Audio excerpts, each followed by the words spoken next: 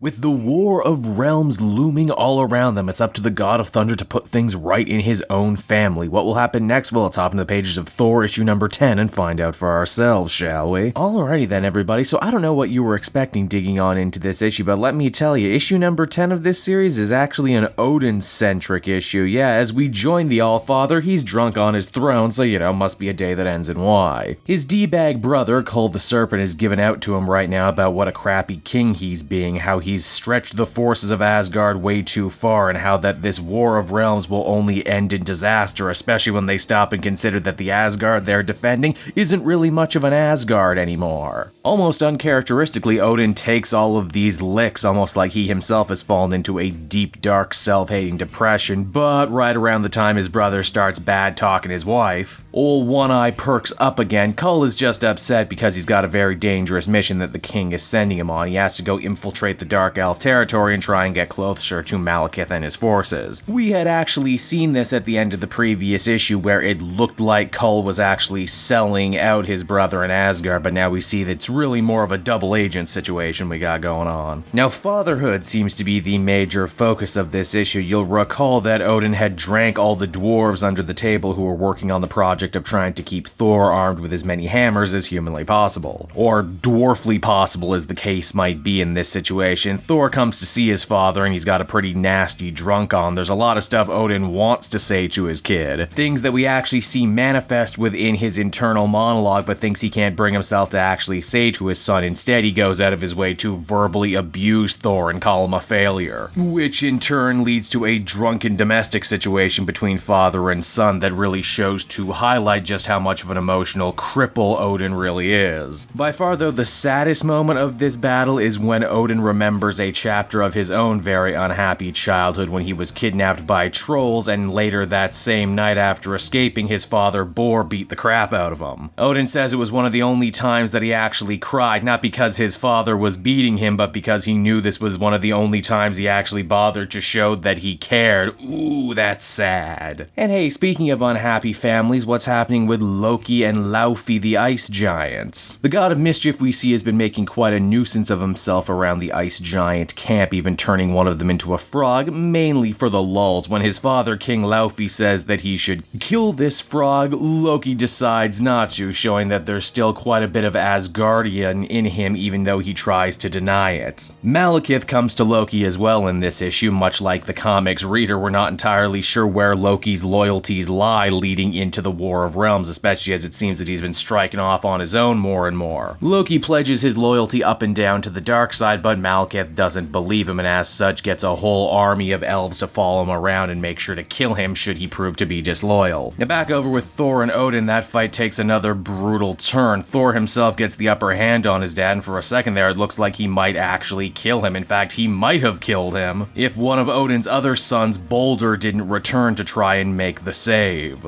Obviously, King Odin feels pretty bad about what he said and what he did, and the only person he can actually talk to in this situation, hilariously enough, is Iron Man. This bit actually makes a lot more sense if you've been reading Jason Aaron's main Avengers book, wherein Odin has actually grown a lot closer to that team as a kind of spy master of sorts. Odin says that perhaps the best lesson he imparted onto his son, the God of Thunder, is to not be a son of a bitch like him as the comic ends. And so that was Thor issue number 10, everybody, and overall I thought it was a really nice little focus piece on Odin, a character that Jason Aaron has always managed to wring a ton of great story out of. This story is all about tragedy. In fact, it might be one of the best feel-bad stories I've read in a very long time. Odin acts out because he can't relate to his children, and he can't relate to his children because his own upbringing was pretty crappy, and he's only acting out the fathership roles that he saw in his own father. The good hope and takeaway, though, from this story is that maybe Thor will be the one to ultimately break these chains, break these cycles, and should he become a father himself, will be, a good one. This was a deep interpersonal story, and I like it for that. Overall, I would give it a very positive 8 out of 10.